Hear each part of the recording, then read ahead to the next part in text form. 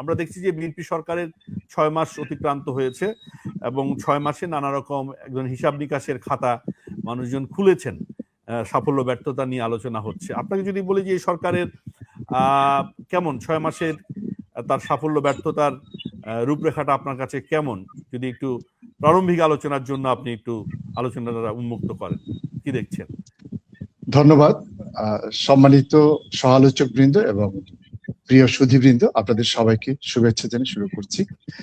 আসলে সরকারের যে ব্যর্থতা সাফল্য, এটি যদি আমরা অতীতের ইতিহাস একটু ঘেঁটে দেখি, এই বাংলাদেশে কোন সরকার সফলতা অর্জন করেছে এরকম রেকর্ড কিন্তু নেই।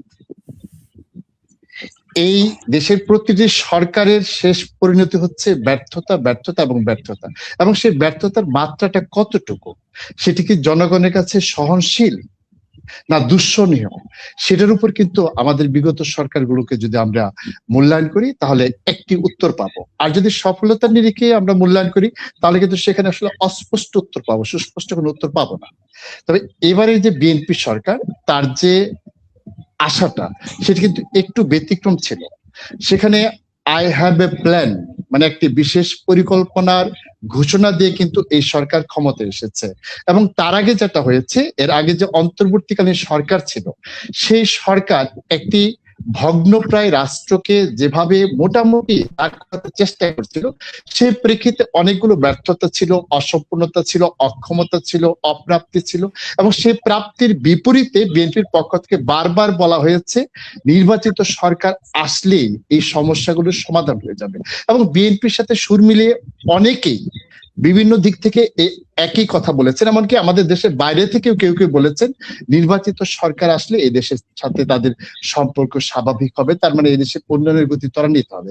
এবং একই সাথে আমরা দেখেছি এই সরকারের যিনি প্রধানমন্ত্রী আছেন তার পক্ষ থেকে সুস্পষ্ট কিছু ঘোষণা দেওয়া হচ্ছে। আগে 31 দফা ঘোষণা দেওয়া হয়েছিল, তারপর 180 দিনের একটি কার্যক্রমের ঘোষণা দেওয়া হয়েছিল। সেখানে যেমন অস্পষ্টতা ছিল, অস্পষ্টতার পাশাপাশি কিন্তু স্মার্টনেস ছিল। অর্থাৎ স্মার্ট শব্দটিকে আমরা যদি ভেঙে বিশ্লেষণ করি, সেখানে সুনির্দিষ্ট প্রতিশ্রুতি এবং সেটা সুনির্দিষ্ট মেজারমেন্ট এবং সেটার সুনির্দিষ্ট অর্জন, এবং সেই অর্জনের প্রেক্ষিতে আমরা যদি এই 6 মাস বিএনপি সরকারের পক্ষ থেকে যে প্রতিশ্রুতি দিয়ে দেওয়া হয়েছিল সেটা যদি আমরা মেজারমেন্ট গাণিতিক ভাবে ব্যাখ্যা করি তাহলে আমাদেরকে এই সরকারকে কিন্তু ব্যর্থ বলতে হবে। এবং পাশাপাশি আরেকটি কথা, জি শেষ করুন। হ্যাঁ, পাশাপাশি হচ্ছে এই সরকার আসলে ক্ষমতায় নেওয়ার পূর্বে এখানে যে অব্যবস্থাপনা ছিল, তার যে প্রতিপক্ষ ছিল প্রশাসন থেকে শুরু করে সর্বত্র, সেটিকে যদি আপনি একটু নিউট্রাল পজিশনে আনতে যান তাহলে তো প্রায় 1-2 বছর সময় লাগবে বা তারও বেশি লাগতে পারে। সেই বিষয়টি কিন্তু সরকার তার বিবেচনায় না নিয়েই সবগুলো প্রতিশ্রুতি দিয়েছে। তার যে সেই প্রতিশ্রুতির ক্ষেত্রে তাদের যে মানে চ্যালেঞ্জ গুলো আছে সেইগুলোকে অ্যাড্রেস করতো, তাহলে কিন্তু আমরা এই সরকারকে খুব একটা ব্যর্থ বলতে পারতাম না। ধন্যবাদ। ধন্যবাদ রুল ভাই, আমরা আসবো আপনার কাছে, শুনবো আমরা পাল্টা কথা একটু শুনতে চাই। রফিক সিকদার ভাই, আপনাকে স্বাগত জানাচ্ছি।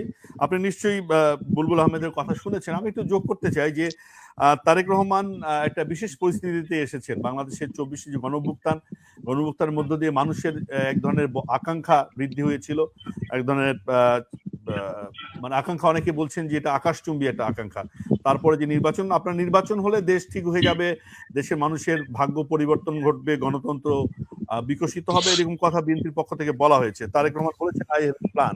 তো সেটি কতটা বাস্তবায়ন আপনারা করতে পেরেছেন? আমরা দেখছি যে এখন বিদ্যুৎ নাই, গ্যাসের সমস্যা চারদিকে, আমাদের কলকারখানাগুলো বিদ্যুতের অভাবে বন্ধ হয়ে যাচ্ছে, এক ধরনের অর্থনৈতিক সংকট ঘনীভূত হয়ে আসতেছে, ইনভেস্টমেন্ট নাই, বিনিয়োগ নাই। ফলে এই পরিস্থিতির মধ্যে I have a plan Tarique Rahman কিভাবে বাস্তবায়ন করবেন?